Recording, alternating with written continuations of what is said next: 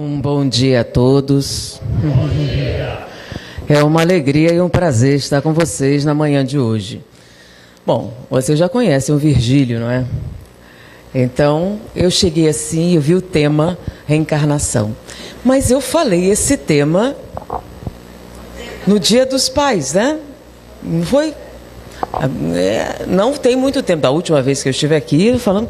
Quem estava aqui da última vez, só para eu saber? Bom, olha, então a maioria não ouviu, não é verdade? Então tá ok.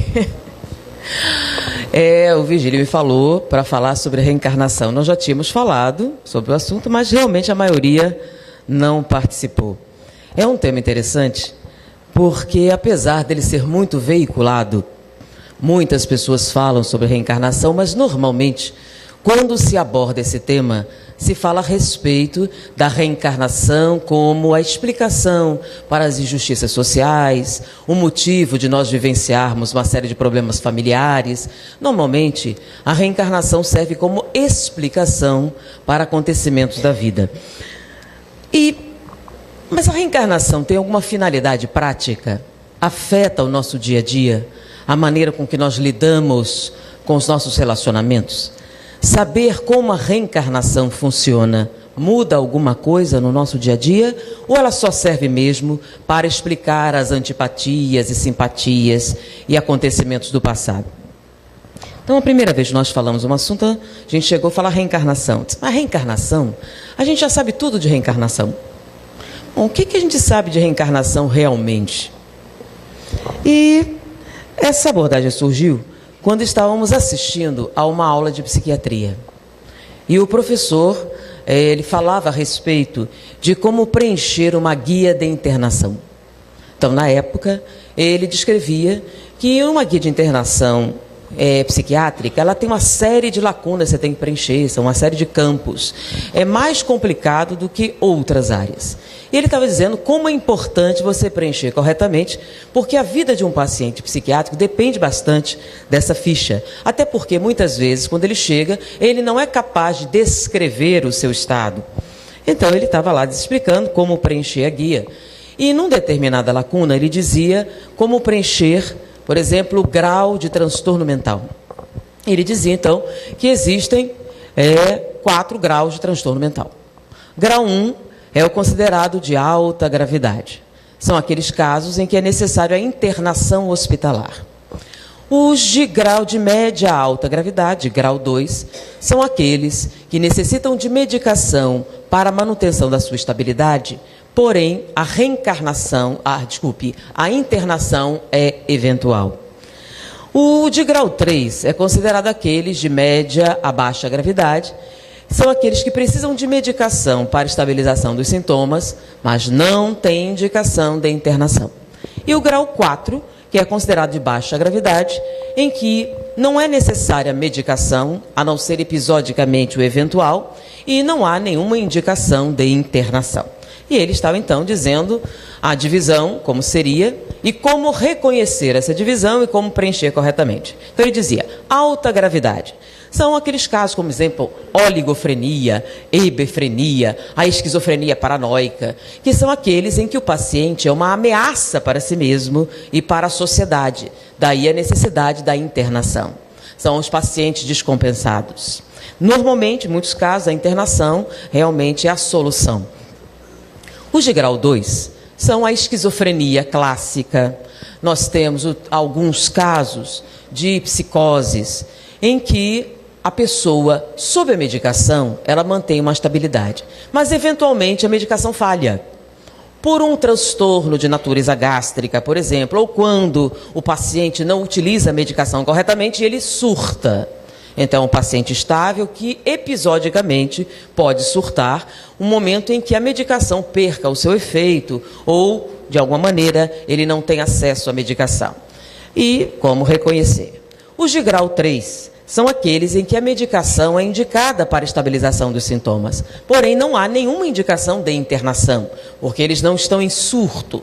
É o transtorno obsessivo-compulsivo, alguns casos de depressão, então, transtorno bipolar. Então, são alguns transtornos em que a medicação é importante para a estabilização, mas não há indicação de internação. E os de grau 4 são aqueles em que o transtorno é de natureza psicológica. A psicoterapia é a indicação. Se houver uma medicação, é uma medicação sintomática, por exemplo, um calmante, um remédio para dormir, um ansiolítico leve. A medicação não é essencial para a estabilização dos sintomas. E ele discorria e dizia assim: bom, essa é uma divisão administrativa, que é justamente a forma com que nós atendemos. Peraí, professor, é uma divisão somente administrativa? Tem alguma fundamentação científica para essa diferença? Por que existe essas gradações? Não, a divisão é administrativa, é para nós usarmos no dia a dia, porém existe sim uma fundamentação científica e está ligada à origem do transtorno. Como assim? E ele começou a discorrer a respeito do desenvolvimento da personalidade. Como é que a personalidade se desenvolve? E ele disse: nós temos algumas fases importantes do desenvolvimento. A fase mais importante é aquela que vai de 0 a 6 meses de idade, que é a primeira fase do desenvolvimento, que é a fase em que você forma o chamado eu. E ele vai de 0 a 6 meses. O que é o eu? É a noção que você tem de si mesmo, como um indivíduo. E ele acontece de 0 a 6 meses. Inclusive, você pode perceber o momento em que a criança descobre o eu.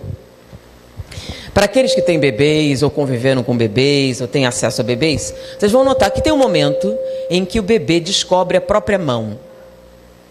E ele começa a brincar com a mão. Ele estava assim, de repente, ele faz isso e começa a rir.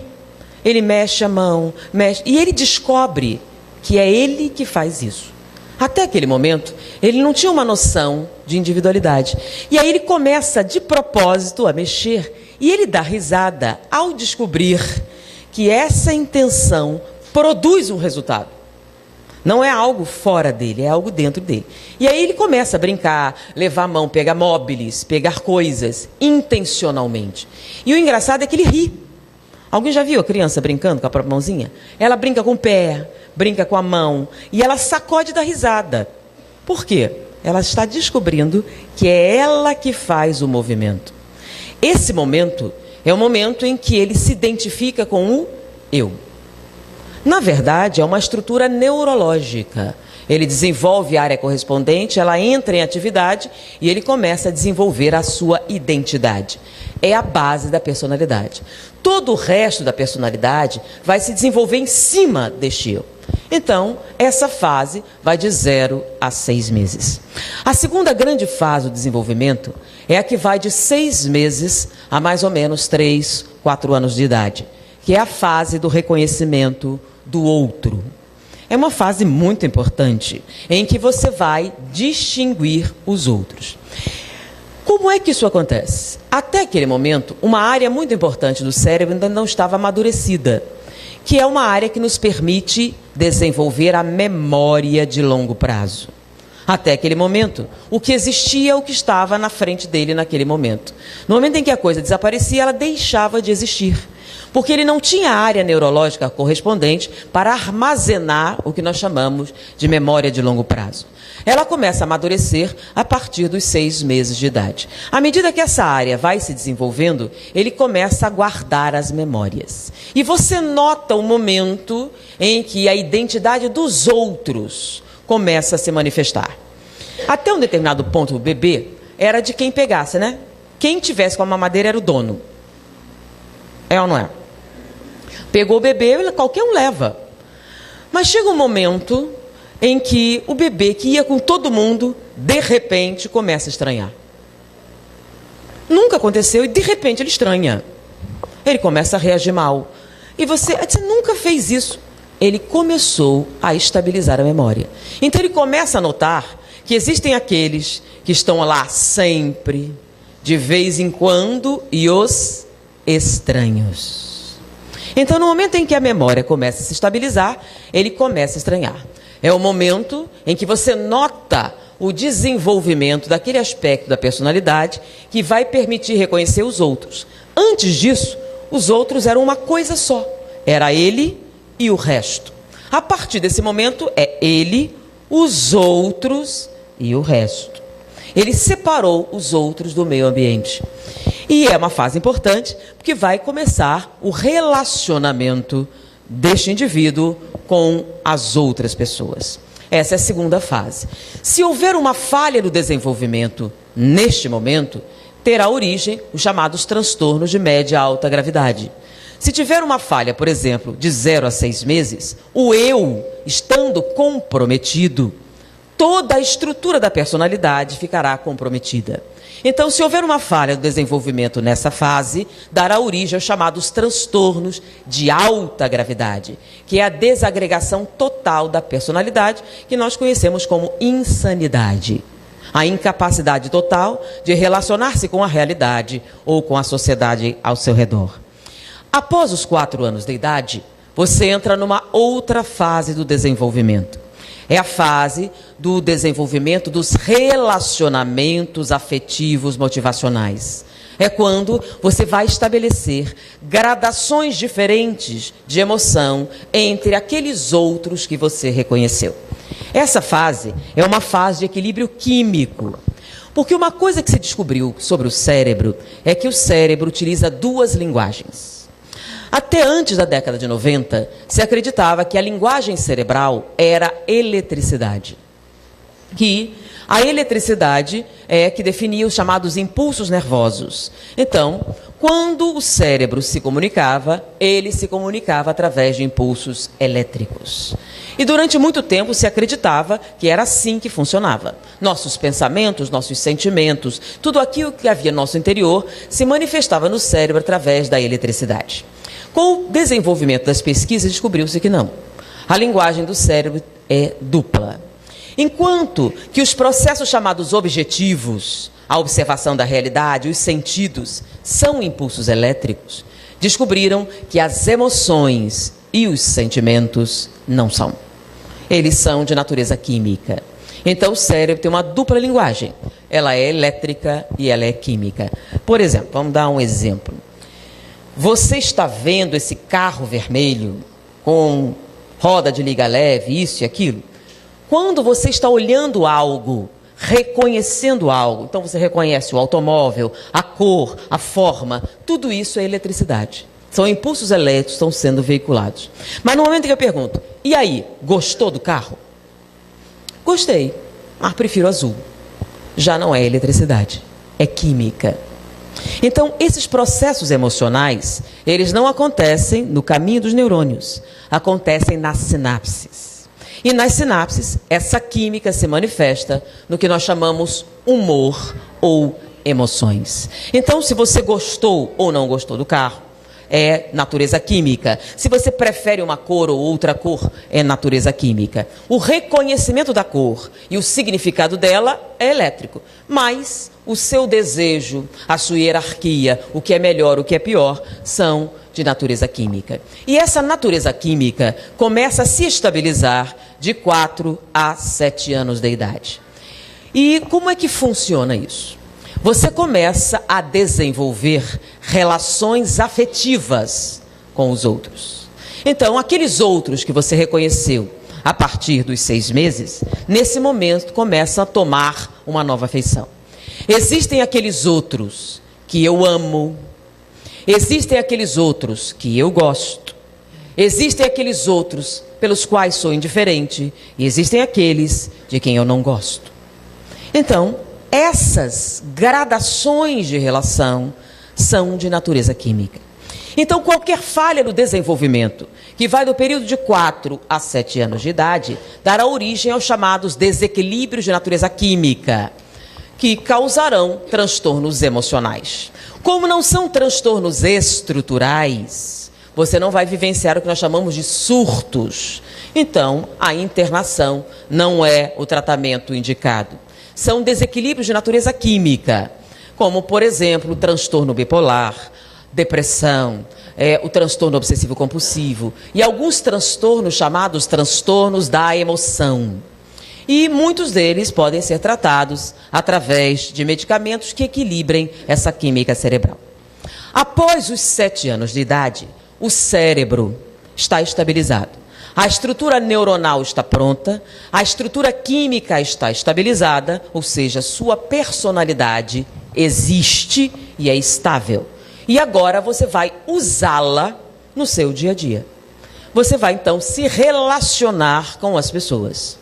Se você tiver problemas neste relacionamento, um desenvolvimento traumático, uma série de vivências, você pode ter o que nós chamamos então de transtornos que não são estruturais nem químicos. São aqueles que são chamados psicológicos. Não é um transtorno de estrutura, é um transtorno de uso. Por isso, a medicação não é a indicação terapêutica. Porque você não tem um transtorno estrutural, você não tem um transtorno químico, qualquer tipo de fármaco é mais prejudicial do que positivo. Nesse caso, a terapia será uma terapia de natureza psicológica, psicoterápica, porque o seu problema é não com a formação da personalidade, sim com o uso da personalidade. E essas são as fases do desenvolvimento. E ele descreveu, e é uma coisa conhecida, porém, o que nos chamou a atenção não foram as fases do desenvolvimento, e sim a coincidência das faixas etárias. Porque naquele momento nós estávamos estudando André Luiz. E houve uma coincidência. Quando ele falou 0 a 6 meses, 6 meses a 4 anos, 4 a 7 anos, nos chamou a atenção. Porque essa coincidência com algumas colocações de André Luiz. Vamos rememorar André Luiz, né? Tem um determinado momento em que fala-se sobre a reencarnação. E eles dizem que a reencarnação se inicia na concepção. Tá? Quando a gente lê o Livro dos Espíritos, fala que a reencarnação acontece na concepção. No momento em que o óvulo e o espermatozoide se unem, a reencarnação acontece. E na mente ficou que reencarnou. Nesse momento, em André Luiz, é que você ouve uma coisa diferente. Ele diz que você não reencarnou naquele momento. A reencarnação começa na concepção. Mas a reencarnação física só termina aos 7 anos. Então, quer dizer, você não reencarnou, você está reencarnando. Então, a reencarnação não é uma coisa que acontece, ela é um desenvolvimento. E aí ele faz esse comentário, que a reencarnação física acontece, termina aos 7 anos. Aos 7 anos você está reencarnado. Quer dizer, com 6 meses você não estava reencarnado, estava reencarnando. Mas por que 7 anos? Ele falou isso, mas ele não desenvolveu. Agora, deixa eu dar um detalhe. André Luiz é da década de 30, 40. Tá? Muitas pesquisas que nós vamos falar para vocês hoje são depois de 2000.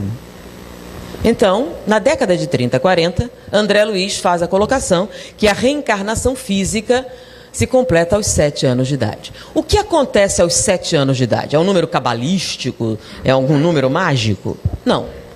Tem alguma conotação biológica que possa fundamentar essa tese de André Luiz? Sim. O que acontece aos 7 anos? Aos 7 anos, você tem todos os seus sistemas orgânicos formados. Porque, lembra, eles estavam em desenvolvimento. Aos 7 anos, você tem todos os órgãos completos. E a partir daí, a cada 7 anos, você tem um corpo inteiramente novo, com exceção dos neurônios cerebrais.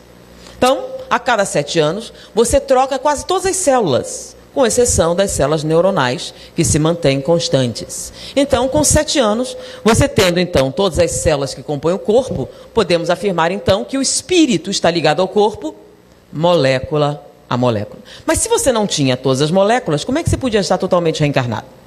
Então, vamos lá no momento da concepção. Você tem uma célula, tá? Então, você tem uma célula no corpo. Quantas células você tem no perispírito? Eu sei que alguns me conhecem, mas eu normalmente faço uma pausa para fazer um relacionamento com o público. Eu não sou bem uma oradora, eu sou professora. E esse hábito terrível que meus pais quiseram curar durante muito tempo é de conversar com a plateia, né? Porque eles já conhecem a piada, porque eu dava aula de noite, se eu não conversasse o povo dormia. Então eu dava essas pausas de efeito para o povo reagir, sentar melhor na cadeira, acordar. para a gente poder conversar um pouco. Então você tem uma única célula. Quantas células você tem no perispírito?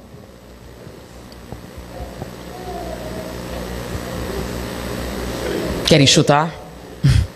Trilhões, né? Você tem trilhões de células no perispírito e uma célula no corpo. Ou seja, você está mais encarnado ou mais desencarnado? Você está muito mais para lá do que para cá, correto? Aí, essa célula se divide em duas, de duas em quatro, numa progressão geométrica. Uma semana depois, você tem o quê? Umas centenas de células. Mas ainda existem trilhões do lado de lá. Então, com uma semana você está reencarnado? Não. Na verdade, qual seria a aparência, né? Seria o quê? Você olhando esse montinho, você vê o quê? Gosma, né? Nem aparência não tem. Então, normalmente, se você tivesse reencarnado e essa fosse sua aparência, um médium vidente, estou vendo uma gosma ao seu redor, é um espírito reencarnante. Algum médium fica vendo gosma ao redor das pessoas? Se vê, estão vendo uma coisa esquisita aí, não sei, não vai dizer que é reencarnação. Primeiro, não tem nem aparência. E você nem confirmou essa reencarnação. Depois de algum tempo, isso se fixa à parede uterina, aí começa um desenvolvimento mais preciso. Depois de algum tempo, ele tem uma pequena forma. Forma de quê? Né? Ele parece o quê? Um girino, né? Ele tem uma cabeça, uma cauda, tem branco. Ele é exatamente igual a um peixe. Quer dizer, é um espírito reencarnante. Eu estou vendo um peixe ao seu redor, sei lá, um girino, um troço estranho. É um espírito reencarnante. É assim que a gente vê? Aliás, já viram isso em algum lugar? Não. Não há nenhum comentário sobre gosmas ao redor de mulheres que vão ter neném, nem embriões, peixes, nada disso. Normalmente, quando se fala a respeito de reencarnação, o que é que você vê? Um espírito adulto, normalmente. Porque quando ele está fora do corpo, ele tem a aparência de gosma? Não. Quando ele sai do corpo, qual é a aparência dele? Vamos lá, por que seria assim? É uma coisa que está dizendo? Vamos ver se tem alguma lógica nisso, né? Para você ter alguma forma, você tem que pensar sobre isso, certo? Tá? Quando você está fora do corpo, qual é o cérebro que você usa? Quando o neném nasce, ele é mais velho que a gente? Tá, vamos lá. Você agora, saindo do corpo, qual é a sua aparência? Então, se eu sair do corpo, qual seria a minha aparência? Adulta, né? E se a minha aparência é a mesma que eu tenho aqui, que cérebro eu vou usar? Esse. Eu vou pensar usando o quê? A mesma estrutura. O conteúdo também. Ele pode até aumentar, dependendo do meu grau evolutivo, mas eu vou usar o quê? A minha estrutura. Se eu vou reencarnar, então eu morri, saí do corpo, sou eu aqui. Eu vou reencarnar. Tem algumas células. Quando eu saio do corpo, que cérebro eu vou usar? O meu antigo, esse aqui. Afinal, esse aqui não tem um. Então, eu ainda vou manter a minha forma o quê? Original. E não o que está acontecendo ali. Afinal, eu estou presa no corpo por algumas poucas células. Bom, aí vai a evolução, a embriogênese vai se desenvolvendo, até que o neném nasce. O neném nasceu. Quanto tempo um recém-nascido passa acordado? Bom, é mais fácil dizer quanto dormindo, né? Das 24 horas do dia, ele passa mais ou menos 4 horas acordado. Isso dividido, ele mama e dorme. Então, ele passa mais tempo onde? Fora do corpo do que no corpo. Quando ele sai do corpo, ele sai como um bebê recém-nascido? Primeiro, o recém-nascido não fixa o olhar, então ele não enxerga bem. Ele não escuta bem. Ele não se relaciona com o meio bem. Por quê? Por que você está dizendo isso? Tem algum motivo? Tem. Lembra que o cérebro dele não está totalmente formado? Então, as áreas correspondentes aos nossos sentidos não estão totalmente formadas. Então, ele não pode se relacionar com o meio. Então, teoricamente, ele não se relaciona com o meio. Então, quando ele sai do corpo, ele mantém o quê? A sua independência como um adulto. Tá? À medida que o bebê começa a crescer, ele vai ficando cada vez mais tempo acordado e o cérebro está se desenvolvendo. Vocês já ouviram aquela história de botar Mozart para o bebê ouvir? Lembra? Já ouviram isso? Por quê? Para quê? Para acalmar? É para isso?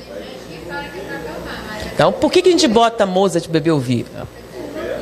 Para desenvolver. Ouviram essa? Não, tem que botar Mozart, porque quando o bebê ouve Mozart, o que acontece? Os neurônios se multiplicam. Então é para estimular o bebê, né? Para os neurônios se multiplicarem. Então eles falam para você botar essa música até mais ou menos 4 anos. Por quê? Porque os neurônios só se multiplicam até 4 anos de idade. Com 4 anos, a sua estrutura neuronal está estabilizada. Você vai desenvolver outras coisas, mas os neurônios deixam de se multiplicar. Peraí, olha só. Olha que coincidência. Então, o André Luiz fala dos 7 anos. Aí, os 4 anos, o que tem mais? Tem um outro momento de André Luiz muito interessante. É quando o André Luiz sai de nosso lar e vai visitar um outro local. E nesse local que ele está visitando, ele tem uma surpresa. Quando ele chega lá, ele vê crianças indo para a escola. Aí ele faz uma pergunta natural. Peraí, criança no mundo espiritual? Não é todo mundo velho? Se a reencarnação existe, não tem nenhuma criança. Todo mundo é o quê? Velho. Você teve várias vidas, são todos muito velhos no mundo espiritual. Da onde saem as crianças? Teoricamente, você desencarnou, você vai ser o quê? O que você era antes. Aí ele viu aquelas crianças e viu, vem cá, da onde saíram essas crianças? Aí a senhora que está ciceroneando dele explica. Bom, isso depende do momento da desencarnação. Como assim? Você sabe que a reencarnação física se completa aos 7 anos de idade. Então, se a desencarnação acontecer antes dos 4 anos de idade, você retorna ao mundo espiritual como um adulto. Porém, se a desencarnação acontecer após os 4 anos de idade, você retorna ao mundo espiritual como uma criança e faz o seu desenvolvimento como criança até a idade adulta. Pausa. A velocidade depende da maturidade do espírito, mas eles vão fazer um desenvolvimento. Bom, será que André Luiz inventou isso? Falou isso. Por que ele falaria um negócio desse? Aliás, tem alguma fundamentação para essa colocação dele? Porque às vezes você vê as pessoas dizendo coisas estranhas. Nós podemos pensar que isso pode acontecer realmente? O que acontece aos 4 anos de idade? Porque olha só, viram a coincidência? Então, quando a gente está falando do desenvolvimento da personalidade, 0 a 6 meses, 6 a 4, 4 a 7, e André Luiz fala exatamente o quê? 4 anos, 7 anos, como fases importantes no processo reencarnatório. O que acontece aos 4 anos?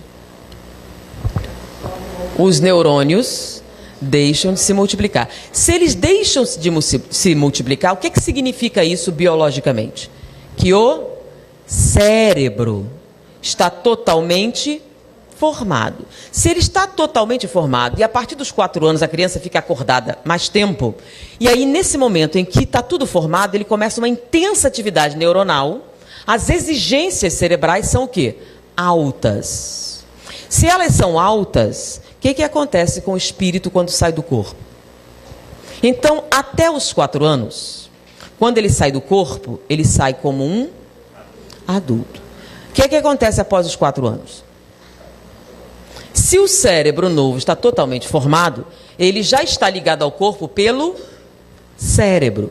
Então, quando ele sai do corpo, qual é a forma que ele tem? De criança. Porque o cérebro que ele está usando agora é de criança, com as exigências de uma criança, com a capacidade de uma criança, com o raciocínio de uma criança. Então, a partir dos 4 anos, quando ele sai do corpo, ele sai como uma... Antes disso, tá? Quando a gente fala que ele sai como adulto, até um certo momento, tá? Então não é 4 anos certinho, né, gente? São faixas. Então, à medida que ele vai se aproximando dessa faixa, ele vai perdendo a lucidez que ele tinha e ele vai assumindo a forma de uma criança. Por quê? Porque o cérebro que está se formando começa a exigir e o perispírito então começa a assumir a forma deste cérebro reencarnante com as suas limitações. Deu para entender? Por isso, se a desencarnação acontecer antes dessa fase final, ele ainda tem o quê? Independência e lucidez. Então, se ele desencarna, ele assume que forma? A forma de adulto que ele tinha antes de reencarnação. Depois disso, ele já vai ter a forma da reencarnação atual. Tem lógica isso?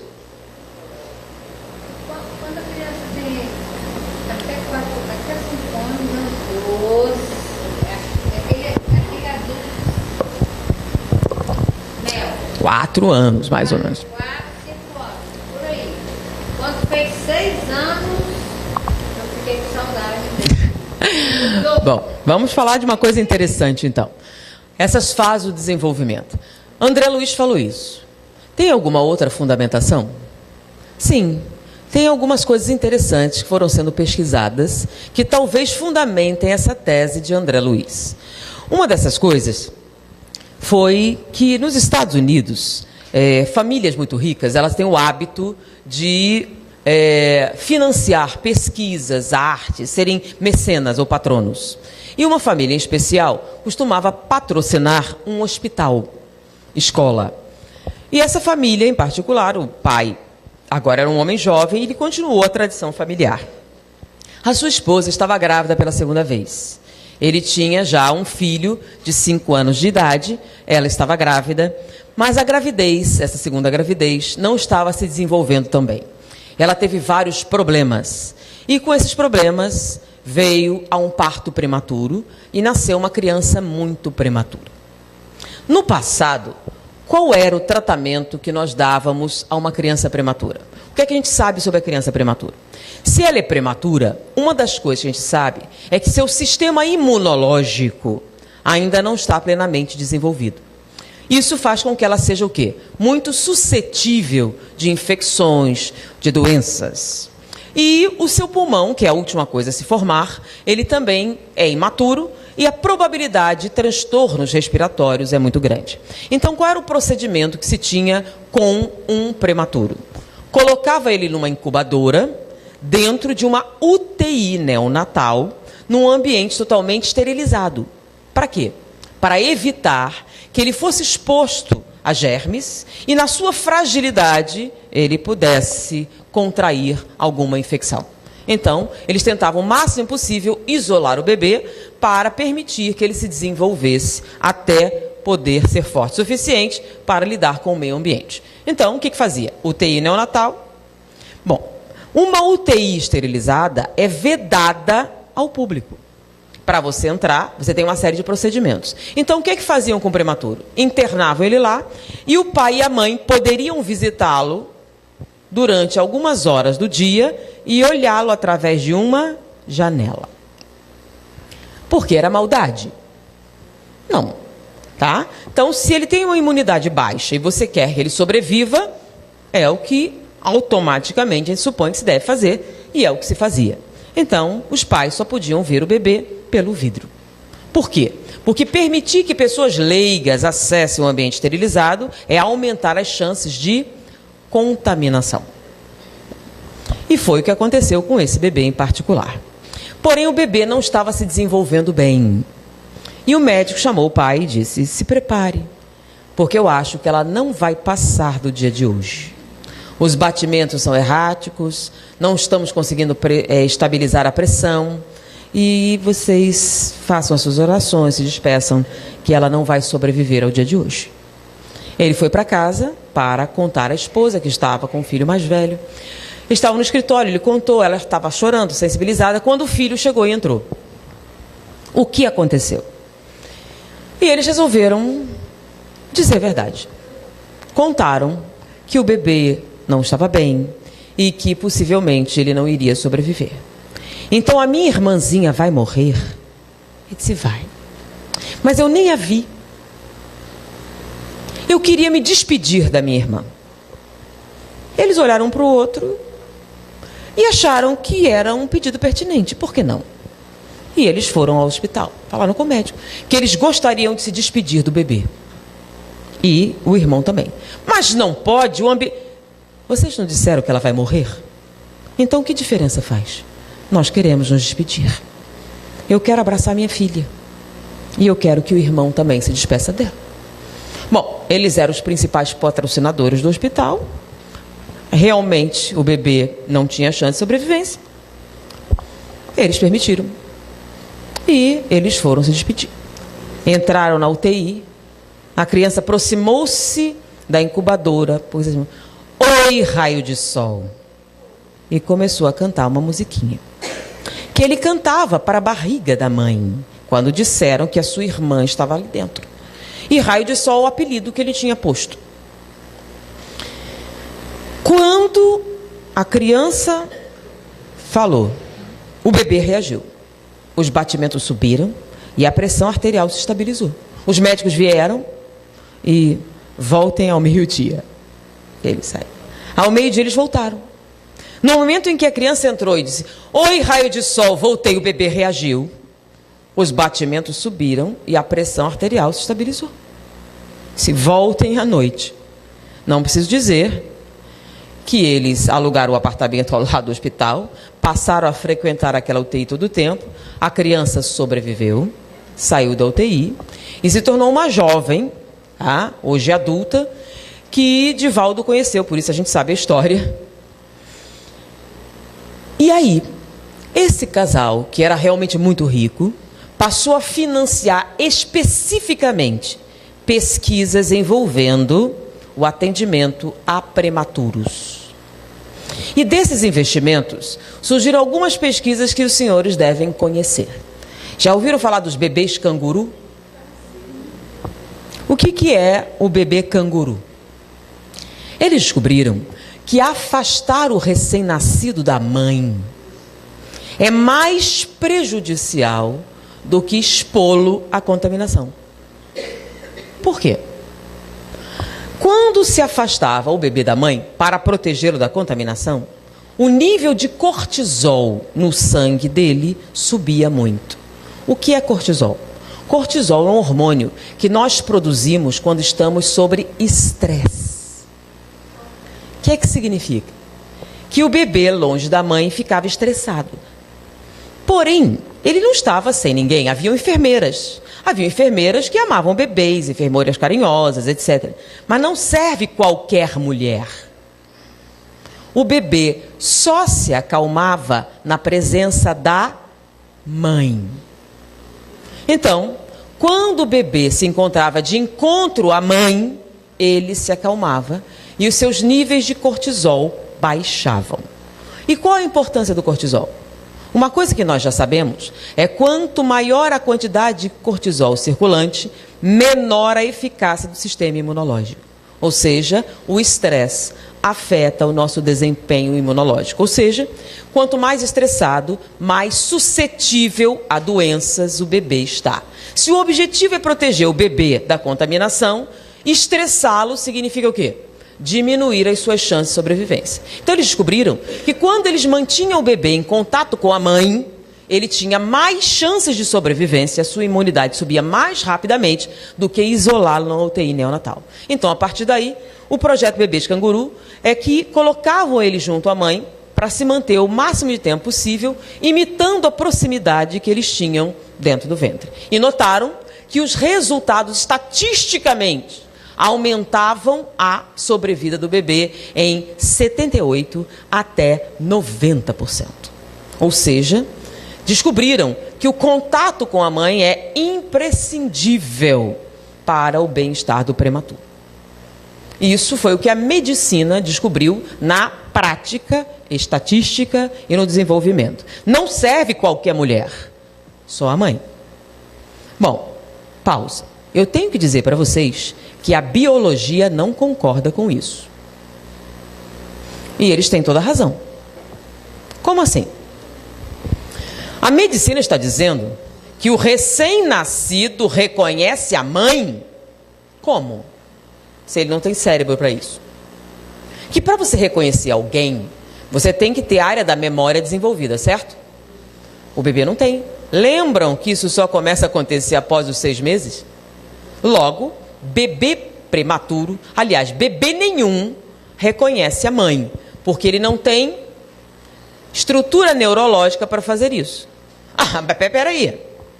Mas e a experiência? Não serve qualquer mulher, só a mãe. Então, o que a medicina diz? A medicina afirma, com a observação prática, que o bebê prematuro reconhece a mãe. A biologia diz que é impossível. Eles têm razão? Tem. Se o bebê não enxerga, se ele não escuta, vai reconhecer a mãe como? Aliás, ele nunca falou com ela antes, certo? Então, não pode reconhecer. Eles têm razão? Tem. Bom, então os dois têm razão? Os dois têm razão. Então, da briga entre a biologia e a medicina, ganhamos nós. Tem razão. A medicina demonstra que o bebê prematuro reconhece. A biologia diz que é impossível. Tem toda a razão. Quem é que reconhece? Quem é que reconhece a mãe? O espírito reencarnante. É ele que reconhece a mãe. Não é o corpo que reconhece, é o espírito. Por isso não serve qualquer mulher. Só serve o quê? A mãe. Mas não foi só isso que eles descobriram. Tá? Pesquisando ainda mais, eles verificaram outro fenômeno bem interessante, que alguns de vocês até reconhecem, né? Por exemplo, a psicologia, tá? A psicoterapia. Quando você vai fazer uma anamnese, ele pergunta: como foi o parto? E a gestação? Aí, não sei, vou ter que perguntar à minha mãe, minha família. Por que eles perguntam isso? Psicólogo, você vai fazer psicoterapia, ele pergunta: como foi a gestação? Como foi o parto? Por que eles perguntam isso? Porque eles dizem que a gestação e o parto afetam a sua personalidade. Tá? De tal maneira que o Conselho Federal de Psicologia reconhece uma prática chamada regressão de memória à vida intrauterina. Já ouviram falar disso? Em que você é submetido à regressão para você ver as experiências que você teve dentro do ventre da mãe. Tá? Isso não é misticismo, é uma prática terapêutica aceita pelo Conselho Federal de Psicologia. A prática e a repetição demonstra que a gestação e o parto afetam o desenvolvimento da personalidade. Pessoas com um tipo de gestação, um determinado parto, afeta sim o seu desenvolvimento psicológico. Então, é uma coisa reconhecida pela psicologia. Tá? Vocês já ouviram falar dessas coisas? Bom, tenho que dizer que a biologia não concorda. A biologia não concorda de jeito nenhum com isso. E eles têm um motivo válido. Tá? A psicologia está dizendo que você, dentro do ventre da mãe, sente emoções. E que essas emoções afetam sua personalidade. E que você, inclusive, lembra de coisas que sua mãe sentiu. Não é isso? Não pode. Que bebê na barriga da mãe não enxerga, não escuta, não tem nem as áreas cerebrais para fazer isso. Quanto mais para entender qualquer coisa que exista. Afinal, o cérebro não está nem desenvolvido. Então, como é que ele vai lembrar o que sua mãe sentiu, se o cérebro para fazer isso ele ainda não tem? Como é que ele vai escutar o que a mãe disse se não tem os ouvidos prontos para isso? Como é que ele vai guardar uma lembrança qualquer da sua mãe se o hipocampo não está nem formado? Não tem nem lugar para ele guardar nada. Eles têm razão? Tem toda a razão. Fisicamente, é impossível você lembrar de qualquer coisa no ventre da mãe. Ainda mais conversa que você teve com seu pai. Tá? É totalmente, fisicamente impossível qualquer lembrança, guardar qualquer emoção. Ou seja, gestação e parto não podem de maneira nenhuma afetar a sua personalidade, uma vez que você não tem uma personalidade. Nem pode ter, porque não tem lugar para guardar. Eles têm toda a razão, tem lógica. Tem. Porém, o que é que a psicologia demonstra? Não interessa você dizer que é impossível. O fato é que acontece. O fato é que você lembra. O fato é que afeta. Então, o fato é que isso acontece. Então, se acontece, você diz que é impossível, tem que ter uma outra explicação. Então, da briga entre a psicologia e a biologia, ganhamos nós, certo? Então, essas memórias existem? Tanto existe que você pode acessar. Essas experiências afetam sua personalidade? Tanto afeta que, hoje em dia, é algo reconhecido. Bom, a biologia tem razão? Tem razão. Fisicamente, não dá. Então, se fisicamente não dá, mas a memória existe, de onde ela vem? Então, tem que haver uma outra explicação, além da física, para essas memórias, para essas lembranças, para essas experiências. Então, nós já temos duas brechas na ciência para o reconhecimento de alguma coisa que seja extrafísica. Porque os fatos são que essas coisas acontecem. Então, bebês não reconhecem sua mãe, inclusive pai, às vezes avós. Elas reagem positivamente quando reconhecem a voz do pai. A biologia diz que não pode. Mas vamos lá. Acontece ou não acontece? Quem aqui já teve experiência de falar com um recém-nascido e ele reagir? Quantas mães? Você conversa, quando o pai fala, ele fica quieto. Como é que pode? Mas acontece. Então, já são duas brechas para essa tese de André Luiz. Talvez tenha alguma fundamentação.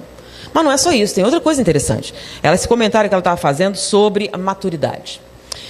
A década de 60, logo depois da década de 50, um surto nos Estados Unidos é a coisa de testes de QI. O que é teste de QI? Coeficiente de inteligência. A década de 60 foi o auge dessa coisa de teste de QI. Todo mundo falava sobre gênio. Foi logo depois, então, teve o fim da guerra, Einstein, quando finalmente todo mundo reconheceu o trabalho dos grandes cientistas, então essa coisa de gênio ficou no ar. E foram desenvolvidos, então, os chamados testes de QI. O que é um teste de QI? É um teste para medir o coeficiente intelectual. Então, você fazia uma série de testes e isso, em cima da idade, demonstrava se você estava acima da média ou dentro da média. Aqueles que estavam acima das expectativas eram considerados superdotados. E todo mundo queria um superdotado. Ter um superdotado estava na moda. Todo mundo queria um Einstein, um Max Planck, um cara desse. E, quando os testes saíram, todo mundo queria testar. Mal a criança começava a falar, aplicava um teste de QI. Tá? E aí aconteceu um fenômeno interessante. Vários superdotados começaram a aparecer. Fazia o teste e as crianças davam aquelas respostas fora do comum, superdotado. Em cima desses testes, eles começaram então a desenvolver programas para superdotados. Já que seu bebê é superdotado, a gente não pode desperdiçar. Então eles começaram a criar programas para desenvolver esses superdotados. E aí foi que os problemas começaram a acontecer. Com o passar do tempo, eles notaram que muitos testes davam algo chamado falso positivo. Quanto mais cedo você fazia o teste na criança, maior a probabilidade de falso positivo. Aí o que acontecia? Você pegava uma criança normal, colocava sobre ela exigências além da expectativa, o que gerava respostas traumáticas, porque ela não conseguia atender às expectativas de um supergênio, porque eram crianças normais. Então eles verificaram que quanto mais jovem você fazia o teste, maior a quantidade de falso positivo. Esses falsos positivos só se estabilizavam quando você fazia os testes 7 anos de idade.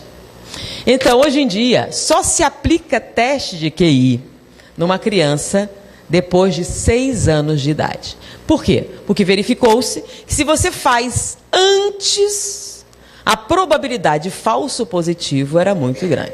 Então, quando você fazia teste de QI numa criança de 2, 3 anos, a chance de erro aumenta exponencialmente. Então, há uma média de 30% de erro. O que é isso? É que se você fizer um teste numa criança de 3 anos, há uma chance de 30 para 1 de dar falso positivo. Ah, é? É. Por quê? Quer dizer que a criança fica burra depois? Por que deu positivo? Então ela respondeu o teste melhor e depois piora. Ela emburrece com a idade? Não. Os neurologistas deram a seguinte explicação. Não, é o seguinte, o falso positivo é que essa fase que vai de 2 a 4 anos, acontece aquele fenômeno da hipermultiplicação de neurônios. Então a explicação que eles deram é que o falso positivo é causado pelo quê?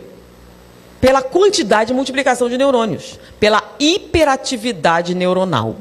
Então, quando os neurônios estão em franca multiplicação, as respostas são mais rápidas, mais eficientes. Mas no momento em que estabiliza, fica normal, ou seja, emburrece. Os pedagogos têm outra explicação, mais plausível. Eles dizem o seguinte, é que a criança com menos de 4 anos tem uma convivência muito grande com adultos. E ela fica imitando os adultos, né? Ela só está convivendo com adultos e ela começa então a imitar comportamento, fala, etc. Depois dos 4, ela começa a conviver com outras crianças, né? Vai para a creche, vai para maternal. E aí ela começa a conviver com crianças da sua idade e emburrece. Então você está dizendo que ela é um papagaio, né? Mas peraí, se eu fizer um teste com um papagaio da Gênio, pensa nisso, a explicação que eles deram é essa. A criança fica convivendo com o adulto, fica repetindo. Peraí, quem repete é o quê? Papagaio, correto? Se eu fizer um teste com um papagaio, um teste de QI com um papagaio da Gênio? Não. Então o teste de QI não mede o quê? Uma cópia. Ele mede o quê? Raciocínio, respostas cognitivas. Ele não está medindo o seu vocabulário, tá? Não. Então essa explicação não convence. Convence? Não. Tem que ter outra explicação. Por que dá falso positivo? O que acontece que a criança emburrece? Porque se caiu o desempenho, o que significa? Que ela era melhor e diminuiu com a idade? A verdade é que eles não explicam muito bem. Mas não sei se vocês notaram, você pega uma criança de 2 anos, e ela diz certas coisas, ela tem certas posições bastante definidas, inusitadas. Elas parecem tão adultas. É ou não é? Algumas parecem muito mais velhas do que são. Quem já conviveu com isso? E depois ela... Quem já teve essa experiência? 2 anos e meio, 3, fala os negócios assim, bem fora do normal. Inteligência, conhecimento. Eu vou contar uma experiência pessoal, né? Meu filho era... Eu achava que tive uma criança chatinha. Por quê? Porque ele não queria comer fruta de jeito nenhum. E diziam que você tinha que dar fruta e ele nada de comer fruta, era um inferno. Ele disse, pronto, uma criança chata. Até que eu descobri o segredo.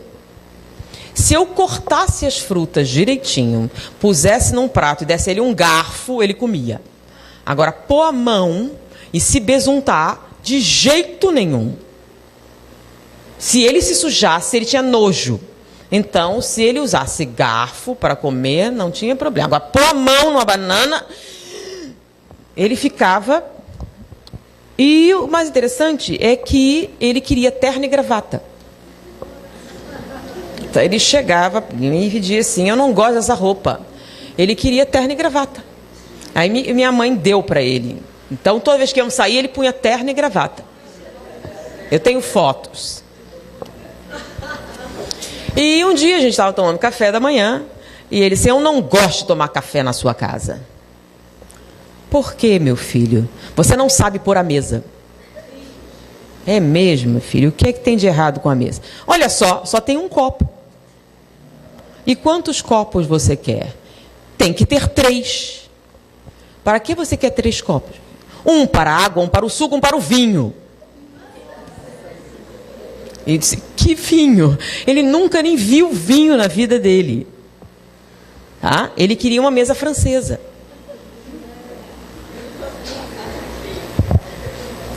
Ele não se sujava. Ele não ia à praia para pôr o pé na areia. Ele tinha nojo. Tá? Então, ele usava terno e gravata. Se você desse um presente para ele, tá? Chegava em casa e temos que escrever uma carta de agradecimento. Uma carta de agradecimento. E eu pensei assim, pô, esse aí não tem trabalho nenhum, né? Ele não se sujava, não estragava nada. Era sempre assim. Eu pensei, pronto, esse dá trabalho. Ter filho assim é mole, né? Dá para ter 10. Porém, após os 5 anos, ele virou um porquinho igual a todos os outros. Ele agora tem 17. Vai oferecer uma camisa social para ele, vai dizer, o quê? De jeito nenhum. Mas eu tenho as fotos dele. Tá? Sair de terno e gravata. Num calor no Rio de Janeiro, mas ele de terno e gravata, direitinho. Tá? E da onde vem isso? Quem ensinou? E foi assim. Porém, desaparece tudo em torno de 5 anos de idade, mesmo, não surge igual, você nem nota uma coisa dessa. Tem vários fatores. Eu, quando eu tinha 2 anos, eu andei. Naquela época, minha idade, 2 anos, era deficiente. Com 3 anos, eu falei a primeira frase. Então, eu era burra, deficiente mental mesmo. Até minha tia falava, essa filha da Belmira não é normal. Eu fiz faculdade, estou aqui falando, sou fonoaudióloga, fundei a PAI, sou deficiente. Pois é, olha só, eu vou contar uma história interessante para vocês, né? Kim Wang-won. Ele é coreano. E um dia, o pai dele estava no trabalho, recebeu um telefonema histérico da mãe. O bebê estava com 6 meses, e ela, uma mulher histérica, dizendo, o Kim falou comigo, o Kim falou comigo. Aí, calma, é estresse. Fica calma, é que você está sozinha. É o bebê, eles estavam fora do local onde morava, sem família. Fica calma, não sei o que. Ele falou com os amigos, minha mulher está histérica, está com um bebê novo, essa coisa toda. E ela, aí disse, olha, sai mais cedo, vai. Ele saiu mais cedo. Acalmou a mulher, chegou lá, você está nervosa, é muito trabalho, muito estresse, você está longe da sua família, num país diferente, essas coisas todas. E acalmou a mulher, foi imaginação.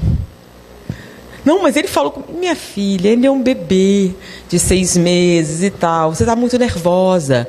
De repente foi um sonho. Aí acalmou, ela ficou mais calma. Aí ele foi no bebê, brincar no bebê, e estava ali com o bebê. Pois é, Kim, você viu sua mãe, né? Ela disse que você falou com ela. Olha que engraçado. Não, pai, falei mesmo.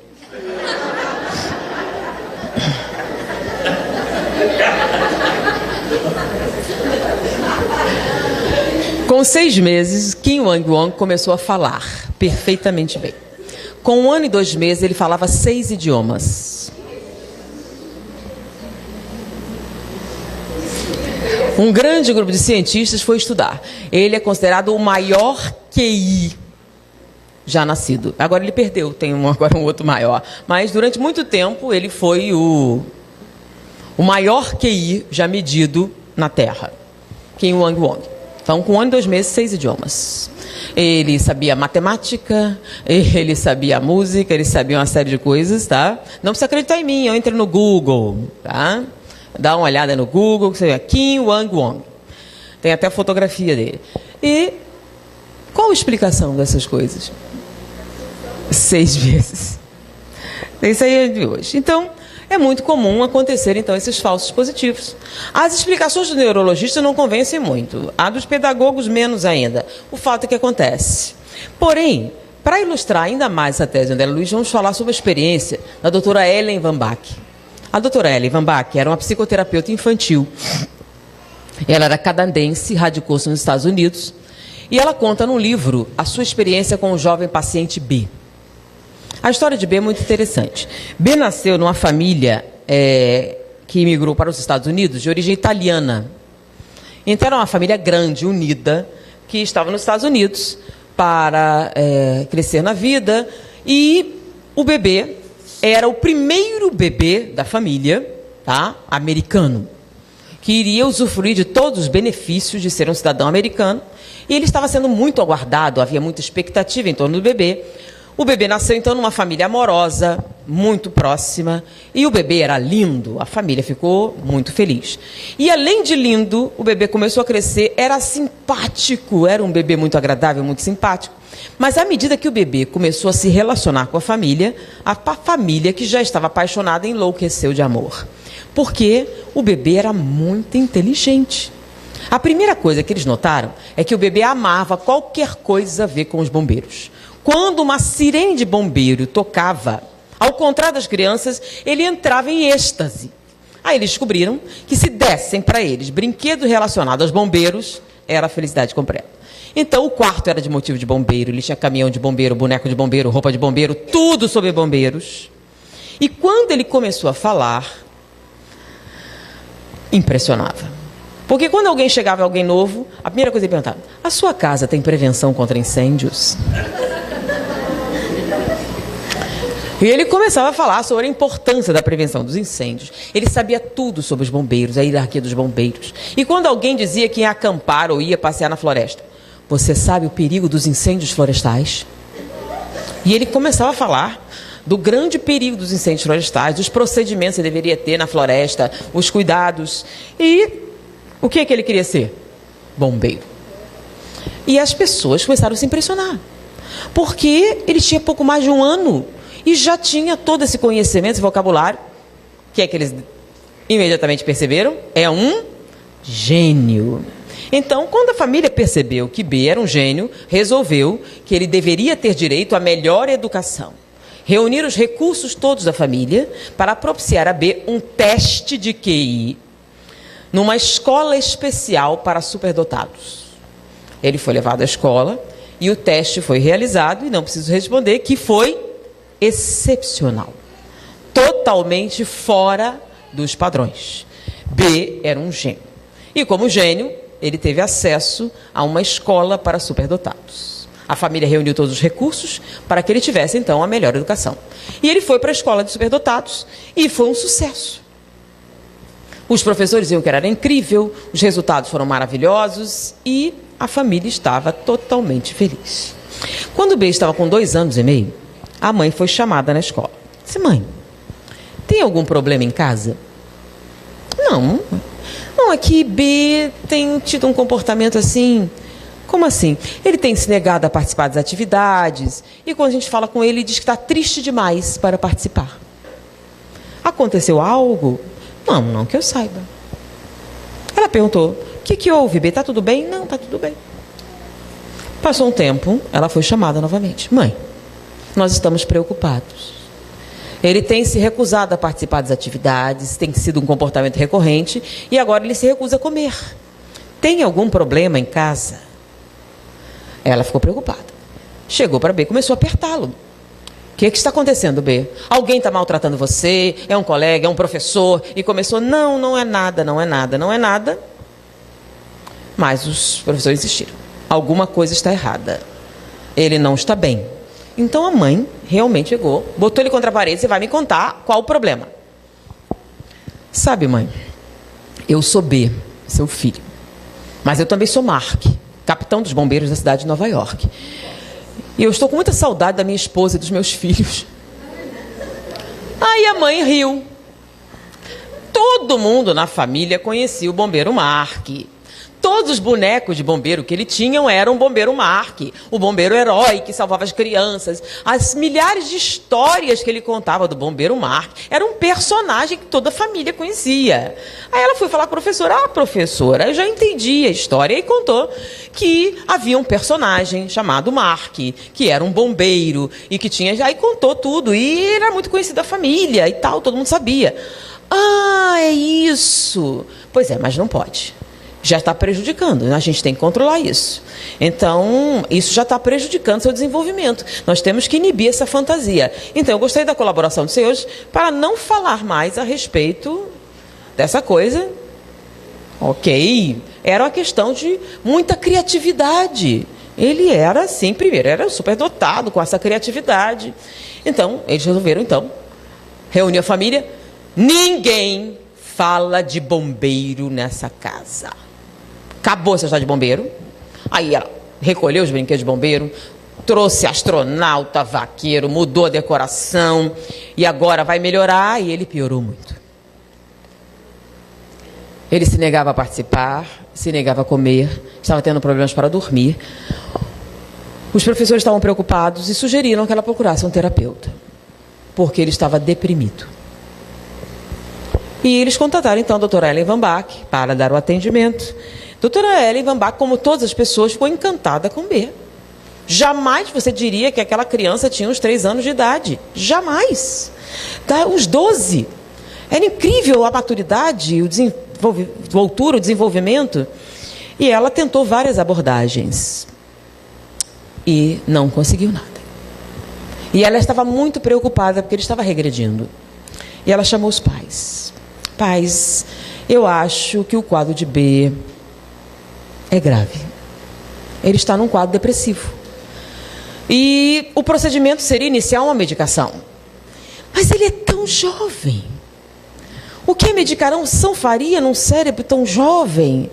Eu me sinto assim, eu sei que seria o mais certo a fazer, mas eu não consigo me decidir. Eu gostaria de tentar uma última coisa. Vocês concordam? Ele é tão inteligente, ele é tão capaz, eu gostaria de tentar um choque de realidade. Os senhores me permitem?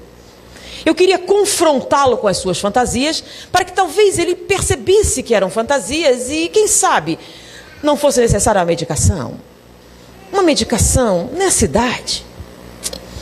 Os senhores concordam? Os pais concordaram. Então, eu vou tentar um choque de realidade com B. Significava explorar aquelas fantasias para que ele entendesse que eram fantasias. Bom, me diga então, quem é o bombeiro Mark? Bom, Mark é capitão dos bombeiros da cidade de Nova York e começou a falar do bombeiro Mark, como ele era. Então, o bombeiro Mark é um homem. Sim, é um homem. E ele é casado. Sim, é casado com fulana. É mesmo? E tem filhos? Sim, ele tem 3 filhos. Deixa o nome. É mesmo. E onde ele mora? E ele declinou o endereço. Isso foi muito curioso. Você tem mais alguma coisa que você possa me dizer sobre o bombeiro Mark? Falou de amigos, falou do quartel, falou das coisas que ele tinha dito. Porém, ele falou também o número do seguro social do bombeiro Mark. Isso já é excessivo. Ela resolveu pesquisar. Pausa. Naquela época não tinha Google, tá? Pesquisar era pesquisar mesmo. Resolveu pesquisar. E ela ficou muito zangada. Porque ela entendeu que aquela criança não estava psicótica. Ela estava sendo vítima de abuso. Porque ela descobriu que o bombeiro Mark realmente existiu. Ele era um bombeiro, era capitão da cidade de Nova York e que havia morrido 10 anos antes do nascimento de B. E ela entendeu que alguém estava alimentando as fantasias da criança com aquelas informações, porque ela sozinha jamais poderia ter acesso àquilo. Então alguém estava abusando daquela criança. Ela chamou a família e disse que era um caso de abuso. Alguém estava alimentando as fantasias da criança, tá? Alimentando aquela psicose com aquelas informações, e aquilo era fruto de abuso. A família ficou muito preocupada, mas quem poderia ter feito isso? Foram correr atrás, mas ninguém conseguiu chegar a uma conclusão. Bom, não importa. O que importa é que agora eu sei o que fazer. Nós vamos resolver esse problema. Eu vou tentar o choque de realidade com B. Eu vou confrontá-lo e vou provar que é uma fantasia. Ela entrou em contato com pessoas que conheciam o bombeiro Mark, descobriu o endereço da esposa da viúva, entrou em contato com ela e contou a história do seu jovem paciente B, do que estava acontecendo, do seu sofrimento. Ela ficou sensibilizada. Pois é, meu marido, Mark, sim. E nós gostaríamos de contar com a colaboração da senhora. Eu queria tentar uma abordagem, eu queria um choque de realidade. Ah, perfeitamente. A senhora poderia colaborar? Claro. E ela combinou, então, um encontro no seu consultório. A viúva do bombeiro Mark iria comparecer e B seria confrontado com as suas fantasias para que ele entendesse que ele não era o bombeiro Mark. A família sabia, a viúva estava lá, B era o único que não sabia do acontecimento. Ele veio para a consulta, entrou. Olá, doutora Ellen. Virou-se: fulana, sou eu, seu marido Mark. E começou a conversar. Perguntou das crianças, perguntou dos amigos, perguntou dos parentes. Aprofundou a conversa. Num determinado ponto, ele descreveu para ela um sinal que ela tinha na parte interna da coxa direita, que somente seu ginecologista e seu marido Mark poderiam descrever. No final da conversa, ela virou para a doutora Ellen e disse: o que acontece eu não sei, mas esse é meu marido Mark.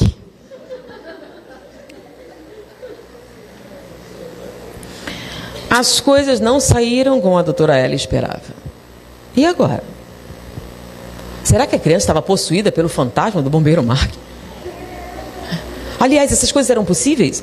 Ela não tinha uma formação religiosa, ela não tinha nada para comparar. E agora? Ela realmente não sabia o que dizer. Nem para a família, nem para ninguém, nem para si mesma. Será possível? Que explicação? Os detalhes eram muito intensos. Ela resolveu pesquisar se havia alguma outra coisa semelhante. E ela encontrou. Havia em Nova York um terapeuta que descrevia um caso semelhante ao de B. Ela entrou em contato com ele para trocar impressões. E contou então no caso de B. Ah, eu reconheço. É a síndrome da hiperatividade neuronal. Como é? Sim, acontece. Algumas crianças, elas têm uma multiplicação de neurônios tão intensa que geram uma psicose. Elas são muito detalhadas. Eu sei que fica estranho. E normalmente um teste de QI daria alterações significativas. Mas não se preocupe. Não dê medicação. Que quando ele ficar mais velho, some totalmente sem deixar vestígio. Então não faça nada.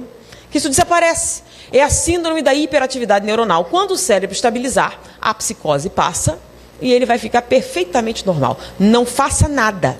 Ignore as fantasias, ignore tudo, peça para os familiares não se tocarem no assunto, que isso vai desaparecer. É só uma fase. Eu já tive essa experiência, como eu descrevi, e fique calma. Não é a primeira vez que acontece, a síndrome da hiperatividade neuronal já é reconhecida e você vai ver que vai ser exatamente como estou dizendo. Ela conversou com a família, falou a respeito do caso, eles conversaram com um especialista e, passado algum tempo, realmente, depois daquele encontro, B se acalmou, saiu do quadro depressivo, mas à medida que B crescia, o tempo passava, cada vez menos ele falava do bombeiro Mark. Cada vez menos pedia para falar com a viúva, e quando B tinha 4 anos e meio, ele não tinha a menor lembrança do bombeiro Mark e também não era um gênio. Era uma criança perfeitamente normal. A doutora Ellen conta isso no livro, dizendo que foi aquilo que fez com que ela mudasse a sua carreira. Ela não conseguiu se conformar com aquela explicação e resolveu pesquisar esse fenômeno. E ela topou com a explicação da reencarnação. Ela entrou em contato com outros pesquisadores, conheceu o trabalho do Dr. Banerjee, Dr. Morris Nesserton, Dr. Ian Stevenson. E ela mesma, então, abandonou a clínica infantil e começou a pesquisar o fenômeno da reencarnação. Desenvolveu uma metodologia própria e fez uma das pesquisas mais significativas da área. Na verdade, eu considero uma das principais, que demonstra a existência da reencarnação. Ela transcreve a sua experiência em alguns livros, recordando vida, onde ela conta a experiência. Um outro livro que diz a metodologia que ela usou. E num desses livros ela conta a história de B, que foi aquilo que fez com que a sua carreira tivesse um outro rumo. Mas o que nos interessa é a faixa etária em que isso costuma acontecer. Entre 2 e 4 anos de idade. Peraí, é muita coincidência, não é? Será que André Luiz tem razão? Que existe fundamentação suficiente para a sua colocação sobre a reencarnação? E qual seria a consequência desse conhecimento? Então, vamos traduzir. Significa, então, que o espírito começa a reencarnação no momento, essa reencarnação é progressiva, tá? A fase crucial em torno de 4 anos e se completa aos 7? Será que essas informações foram suficientes para fundamentar isso? E quais as consequências no nosso dia a dia desse tipo de aceitação? É simples. Vamos imaginar um divórcio litigioso. O que é um divórcio litigioso? Brigas de parte a parte, ou não é? Vara de família, juiz, etc. E uma das coisas que pais em litígio descobrem é que não podem dizer certas coisas na frente das crianças, porque elas vão e repetem na frente do juiz. Não é não? Você fala, ela vai e conta. Aí depois de um tempo você percebe que não pode dizer coisas na frente das crianças. Aí diz, é para não traumatizar. Não, para não ter testemunhas. Né? Então, por exemplo, se você chegar para o seu filho de 5 anos e disser, eu te odeio, você é um peso para mim. O que ele vai entender? Mamãe está nervosa hoje, né? Ele vai entender exatamente o que significa? A nuance emocional, o significado? Não. Ele vai perceber isso exatamente como uma criança de 5 anos. Ok, a gente não faz isso para criança de 5 anos. Mas e um bebê de 2 meses? Tem problema? Porque bebê não vai lembrar. Bebê não vai contar para o juiz. Isso não vai afetar nada, né? Porque bebês não lembram. Então, o que significa dizer para o seu bebê de 2 meses? Eu te odeio. Você é um peso para mim. Algo equivalente a você ter sofrido um acidente, estar numa CTI hospitalar, não poder falar, não poder se expressar. E a enfermeira designada para tomar conta de você diz algo semelhante e você não pode reagir. Qual a sua sensação? Aparentemente você está cego, mudo e incapaz. Para todos, aparentemente, você está morto, não é? Mas não está. Você escuta, você entende, mas não pode falar. Qual a sensação? Como você se sentiria nessa situação? Agora, imagine que essa enfermeira é sua própria mãe. Quais os seus sentimentos? Só que existe um pequeno problema. Tá? Isso que eu estou falando para você aconteceu quantas vezes? A pessoa aparentemente em coma e que ouvia tudo ao seu redor. Inclusive a discussão se devemos desligar os aparelhos. Recentemente um paciente acordou, lembram? O desespero, que estavam discutindo desligar os aparelhos e ele, não, eu estou vivo. Enquanto as pessoas discutiam se ele estava morto. E se fosse você? Porque quando a gente fala sobre a desencarnação, né? A gente fala assim, como uma coisa terrível. Em alguns casos ela é terrível, em outros é uma libertação. Mas a gente nunca pensa na reencarnação, o contrário, não é? Você é livre e de repente você está o quê? Preso e limitado.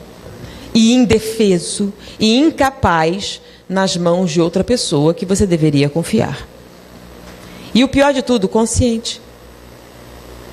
E você escuta algo semelhante. O problema é que nesse momento você está fazendo um trabalho muito sério, muito perigoso. Você está desenvolvendo o cérebro, lembram? O cérebro se desenvolve entre 0 a 6 meses. A base. Se nesse momento você for tomado de ódio, de mágoa, de angústia, de estresse, algo pode acontecer? E no momento em que você está formando aquela arquitetura cerebral extremamente minuciosa, extremamente séria, sabendo que esses sentimentos produzem uma vibração negativa, e se der alguma coisa errada? Então, você tem uma falha no desenvolvimento. E essa falha vai se manifestar nos transtornos de alta gravidade. Lembram? O que é que a psiquiatria diz? Que os transtornos de alta gravidade são aqueles onde a falha do desenvolvimento acontece entre 0 a 6 meses. Se você passou dos 6 meses, a primeira base, tá. Aí você tem a segunda, que é uma arquitetura complexa. Se você passou, é a fase do amadurecimento da química. Então, reconhecer a mecânica da reencarnação afeta a nossa vida prática? Muda a maneira com que nós deveríamos nos comportar? Lança uma nova luz sobre o nosso relacionamento com os nossos filhos? Com o bebê na barriga, com o recém-nascido, tá? Então, a verdade é que certas coisas que você diz para uma criança talvez não afetem tanto quanto as coisas que você diz para um bebê. Porque, ao contrário do que você imagina, um bebê entende perfeitamente bem. Mas o problema é que ele guarda, mas quando ele acorda é um bebê. Então, os sentimentos se tornam totalmente inconscientes. Então, o que você vai vivenciar são as reações. É o caso que Divaldo conta. Ele estava numa palestra quando uma jovem se aproximou dele para agradecer. Seu Divaldo, finalmente eu entendi meu problema. A sua palestra sobre a reencarnação me explicou tudo. Eu entendi. A minha filha é um inimigo do passado. Porque, seu Divaldo, ela me odeia desde que nasceu. Ela nasceu e ela me rejeita. Nunca aceitou mamar em mim. Ela aceitava qualquer pessoa, seu Divaldo, menos eu. Se eu tentar pegá-la, ela grita, enlouquece. Qualquer pessoa pode pegar meu bebê, menos eu. Ela hoje está com 3 anos e nunca me chamou de mãe. Quando ela se refere a mim, se refere àquela mulher. Eu entendi o que o senhor explicou, é um inimigo do passado, mas, seu Divaldo, o que é que eu posso fazer? Porque se ela é minha inimiga, eu não sou dela. Eu a amo, seu Divaldo, muito. O que eu posso fazer para mudar isso? O que eu posso fazer para convencê-la de que eu não sou mais a sua inimiga? Que eu a amo. É sincero, o senhor pode ver. Se ela me odeia por alguma razão, eu não sinto assim. O que é que o senhor pode me dizer para me ajudar? Ele ficou sensibilizado e disse que ia fazer uma consulta ao mundo espiritual. E ela retornou num outro encontro. Ele disse, olha, ao contrário do que eu imaginava, a resposta não foi a que a gente esperava. Eles disseram que não é um inimigo espiritual. Que o problema é do presente. Como assim? Ela só tem 3 anos. Sim, algo aconteceu no presente. Que não é uma inimizade do passado. Algo aconteceu no parto. É uma lesão cerebral? Não. Alguma coisa aconteceu. E a inimizade se origina aí. Mas nada aconteceu, disse. Eu estou dando a informação espiritual. Não são inimigos do passado. Ela saiu. Ele estava ainda em roteiro pela região, ela voltou. Esse é meu marido, meus sogros, meus pais. Nós conversamos a respeito. Nada aconteceu, o parto foi tranquilo, meu marido estava comigo, minha mãe também. O médico era amigo da família, nós perguntamos. O parto foi tranquilo, o bebê estava ótimo, tudo se desenvolveu muito bem. Para o primeiro filho foi algo assim muito simples. O que pode ter acontecido que tenha causado isso? E eles revisaram tudo, não consigo entender. O que pode causar algo assim? Aconteceu no momento do nascimento. Meu marido estava comigo, aconteceu alguma coisa? Não. Foi rápido, o parto foi bem rápido. O médico amigo da família estava ali, aceitava as dores, foi até bem... O bebê nasceu, ele pegou, levantou e disse, é uma menina. E nesse momento você... Eu disse, que pena.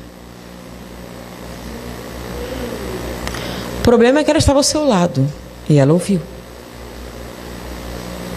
Se você não me quer, eu não quero você também, nunca mais.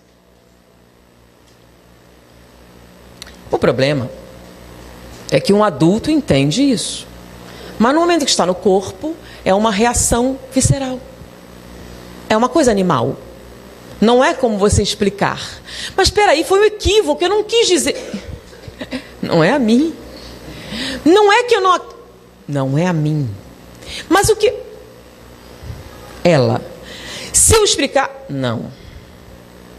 Ela acordada, não vai entender. É uma criança de 3 anos. Quando ela dormir, converse com ela. Explique para o adulto que estava lá o que aconteceu. E vamos ver. Porque quando ela acorda, o que é que você vai argumentar com uma criança de 3 anos? O que é que você vai explicar? O que é que ela vai te dizer? É uma rejeição que é o quê? Visceral, animal. É uma ojeriza que não tem uma explicação, uma fundamentação de natureza psicológica. Porque, na verdade, Elas não lembram da biologia, nem cérebro, nem lembrança. Não há nada concreto que possa fazer o quê? Fundamentar essa rejeição. Mas ela existe. E é forte.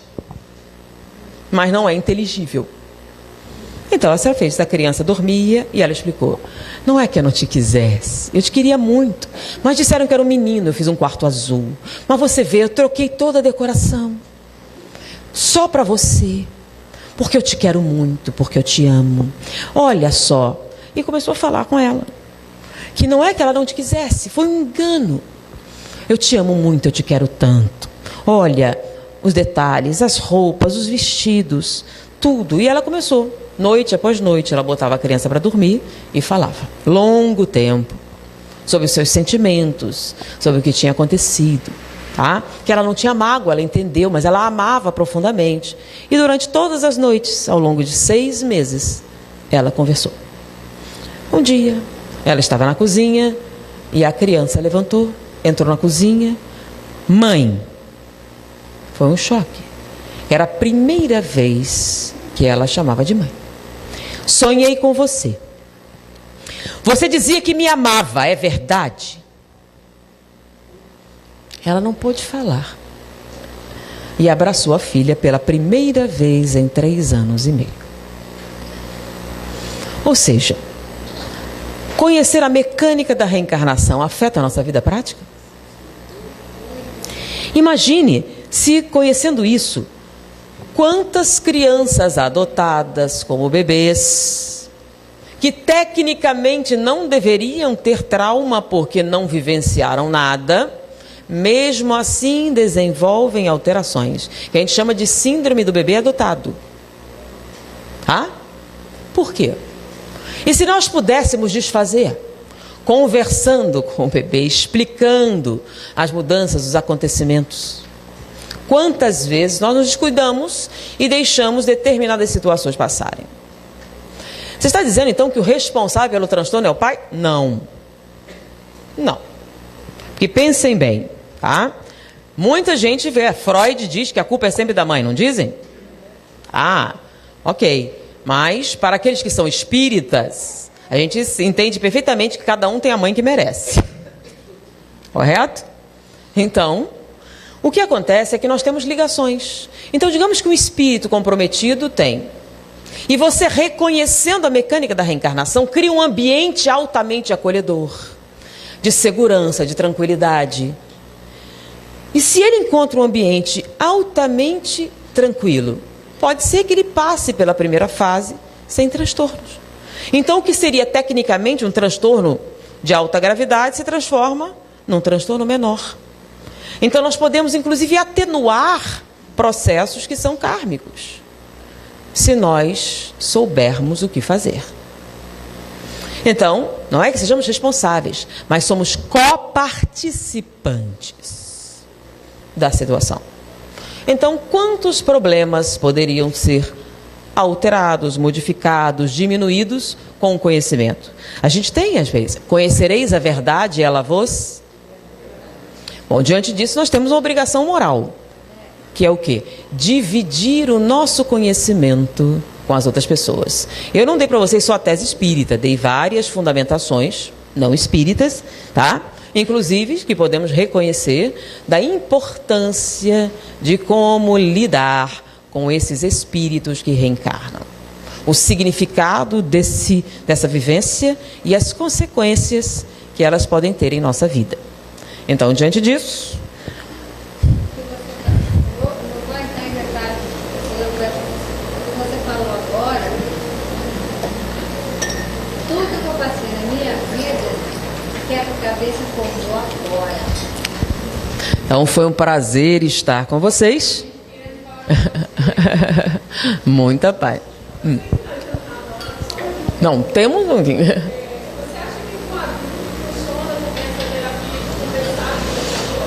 Não. Por quê? Você é um adulto. Qual a diferença se é à noite ou acordado? Sim. E continua sendo o quê? O seu cérebro, as suas memórias, as suas lembranças. A diferença da criança é o seguinte: Você pode conversar com uma criança de 3 anos? Pedir para ela explicar por que ela se sente assim? O que ela vai dizer a você? Porque ela tem uma explicação. Então, vou lá. Você foi adotada. Sua família é ótima. Você nunca teve nenhum problema. E você se sente rejeitada. De onde vem? Se eu perguntar para você com 3 anos, por quê? O que você vai dizer? Aliás, você pode explicar que se sente rejeitada? Não, você não sabe. Você não sabe. Você sente alguma coisa que você não sabe o que é, não sabe de onde veio, não sabe nem expressar verbalmente, tá? Mas fora do corpo, você sabe? Porque você sabe de onde está vindo. Deu para entender a diferença? Agora, você adulto, você pode procurar um terapeuta e fazer o trabalho diretamente.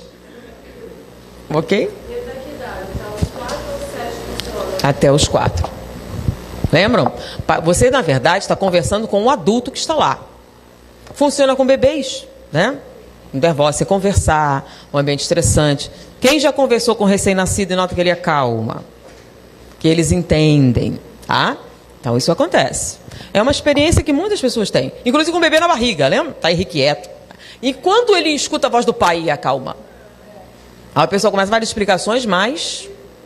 Então, quando há convivência com o bebê na barriga, tá?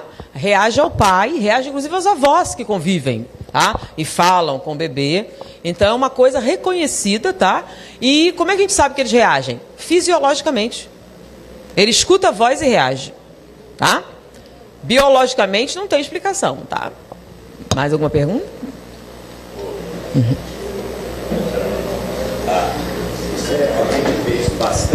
A gente vê bastante. Tinha aquela menina que hoje trabalha no SBT, ela trabalhava no Raul Gil, ela tinha 2 anos, eu esqueci o nome dela agora. Era super inteligente, até, né, 3 anos, 2 anos lá, Silvio Santos contratou ela, depois dos 5, hoje a Marisa é uma criança normal. Isso é muito comum, a gente tem essa experiência bastante. Não é acima da hiperatividade neuronal, não, tá? Mais alguma dúvida? Alguém gostaria? Não? Então, gente, foi um prazer estar com vocês. E eu peço que dividam a informação com os jovens casais. Mas eu não tenho mais bebês, tenho netos. Que divida a importância dessa primeira fase, dessa segunda fase, da importância de preparar-se bem para receber os reencarnantes. Foi um prazer estar com vocês. Muita paz.